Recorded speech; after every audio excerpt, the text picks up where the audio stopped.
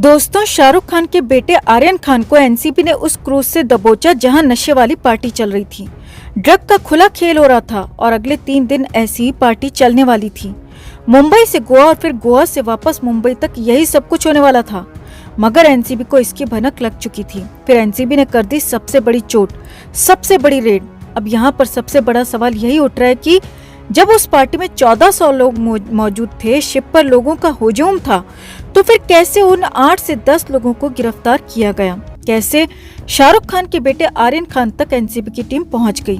तो उसकी पूरी इनसाइड स्टोरी आपको बताते हैं दोस्तों कि उन 6 घंटों में क्या हुआ, कैसे एनसीबी आगे बढ़ी, कैसे 3rd फ्लोर पर जाकर आर्यन का ठिकाना मिला और फिर कैसे आर्यन खान को किस हालत में दबोचा गया। तो आप भी इसे लेकर कमेंट जरूर करें और वीडियो को लाइक और शेयर कर अपना प्यार और सपोर्ट भी जरूर दिखाएं। तो 2 अक्टूबर की दोपहर को क्रूज मुंबई से रवाना हुआ। इस क्रूज में नशे की पार्टी होने वाली थी और इसका पता एनसीबी को पहले ही चल चुका था और इसीलिए तो इस ग्रुप के 25 टिकट खरीद लिए थे। जी हाँ, सिलसिलेवार तरीके से आपको बताते हैं कि आखिर इस पूरे ऑपरेशन को कैसे अंजाम दिया गया, क्या है पूरी इनसाइड स्टोरी।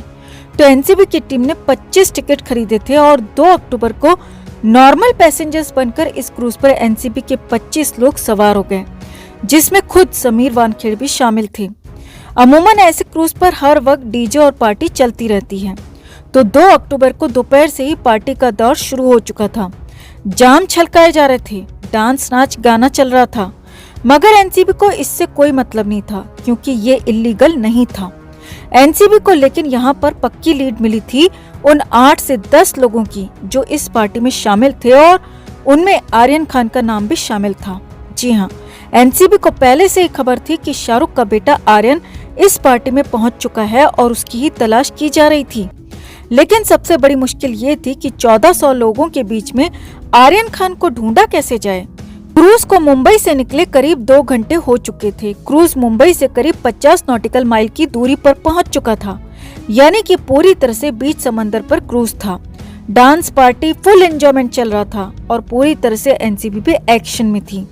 एनसीबी ने अपनी रेड शुरू कर दी थी। सबसे पहले एनसीबी की टीम क्रूज के मैनेजर के पास पहुंची और उससे सारे गेस्ट की लिस्ट मांगी, उन्हें अलॉट किए गए कमरों के नंबर मांगे और सारी डिटेल भी उससे ले ली। अब लेकिन एनसीबी को यहाँ पर सबसे बड़ा झटका लग गया क्योंकि आर्यन खान और अरबाज मर्चेंट के नाम पर कोई कमरा था ही नहीं। जी हाँ, यहाँ पर एनसीबी के पैरों तले जमीन खिसक गई क्योंकि आर्यन खान के आने की पक्की टिप मिली हुई थी, मगर आर्यन के नाम का कोई रूम अलॉट नहीं था।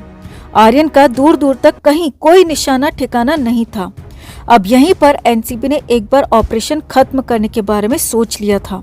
जी हाँ, सूत्रों के मुताबिक एनसीबी की टीम के पास सैटेलाइट फोन थे और उन फोन से आपस में बात करके फैसला किया गया कि अगर अगले 1 से 2 घंटे में कुछ नहीं मिला तो ऑपरेशन को खत्म कर देंगे और कोई गलती नहीं करेंगे, जल्दबाजी में कोई फैसला नहीं लेंगे और अगर क्रूज में कुछ गलत नहीं मिलता है तो चुपचाप गोवा उतरकर चुपचाप अगले दिन फ्लाइट से मुंबई वापस आ जाएंगे। किसी को परेशान नहीं करेंगे और किसी को इसकी कानो कान खबर होने नहीं देंगे। अब सूत्रों के मुताबिक यहीं पर समीर वानखेड़े की तरफ से इंस्ट्रक्शंस दिए गए कि कॉम्प्लीमेंट्री रूम्स भी चेक करो। जी हाँ, क्रूज के 3rd फ्लोर पर कुछ कॉम्प्लीमेंट्री रूम्स रखे गए थे जो कि पार्टी के स्पेशल गेस्ट के लिए होते हैं और यहाँ पर समीर और उनकी टीम पहुंच गई। 3rd फ्लोर पर पहुंचते ही एनसीबी की टीम को जो चाहिए था वो मिल गया। जी हाँ, पक्का सबूत यहाँ पर मिल गया कि आर्यन खान और उसका दोस्त अरबाज मर्चेंट पार्टी में पहुंच चुके हैं। पार्टी शुरू हो चुकी है और दोनों को कॉम्प्लीमेंट्री रूम अलॉट किया जा चुका है। दोनों एक बार रूम में आकर अपनी ड्रेसेस चेंज कर चुके थे और ड्रग का कंजम्पशन यहाँ पर शुरू हो चुका था। अब उन दोनों के रूम में वापस आने का इंतजार था और उस रूम के आसपास ही एनसीबी की टीम फैल गई, इंतजार करने लगी क्योंकि उन्हें पता चल चुका था कि आर्यन और अरबाज के नाम से कोई रूम नहीं था। उन्हें कॉम्प्लीमेंट्री रूम दिया गया था और उनके उसी कॉम्प्लीमेंट्री रूम के आसपास एनसीबी के 8 ऑफिसर्स पूरी तरह से फैल गए। कुछ ही देर बाद रेड शर्ट पहने आर्यन खान और रेड जैकेट में उसका दोस्त अरबाज मर्चेंट झूमते हुए वहां पहुंचे। रूम का ताला खोला और जैसे ही रूम का ताला खोला एनसीबी की टीम भी उनके साथ ही रूम के अंदर एंटर कर गई। कमरे को एनसीबी के 8 ऑफिसर्स ने अंदर से बंद कर दिया। आर्यन और अरबाज कुछ समझ पाते उससे पहले ही 8 लोगों ने पूरे कमरे को एक तरह से घेर लिया। कमरे की तलाशी शुरू हो गई और उन दोनों की भी तलाशी शुरू हो गई। अब यहाँ पर पहली तलाशी में शाहरुख के बेटे आर्यन खान के पास से एनसीबी को कुछ नहीं मिला, लेकिन अरबाज मर्चेंट की जूतों में चरस बरामद हो गई। जूते के सोल में चरस को छिपाकर रखा गया था और इसका सेवन भी चल रहा था। बस फिर क्या था, एनसीबी को तो सबूत मिल चुका था और फिर तुरंत ही एनसीबी ने पूरे कमरे की गहन तलाशी ली। आर्यन खान के सामान की तलाशी ली गई तो हैरानी कई गुना बढ़ गई, क्योंकि आर्यन खान ने अपने लेंस के पैकेट में ड्रग को छिपाकर रखा था। एनसीबी ने उसे भी बरामद कर लिया।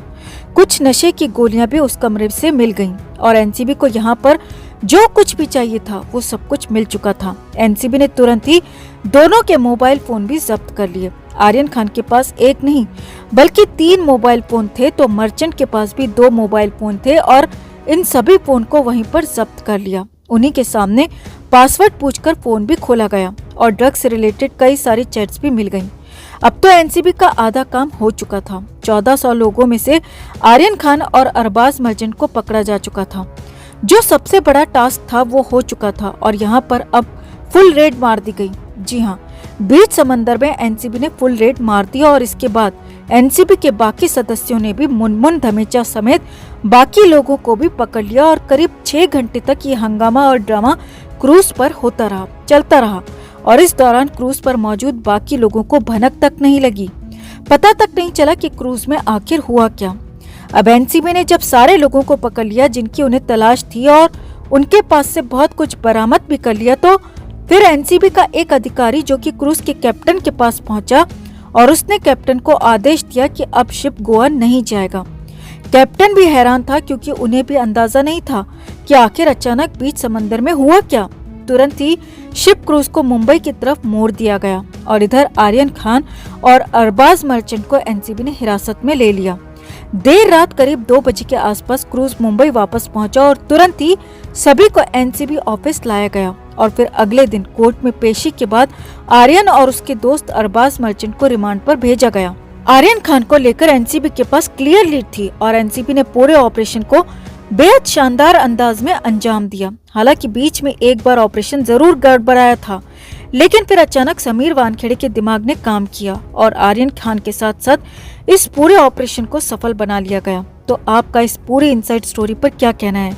कमेंट में आप भी अपनी बात, अपनी राय जरूर रखिए और वीडियो को लाइक और शेयर कर अपना प्यार और सपोर्ट भी जरूर दिखाएं।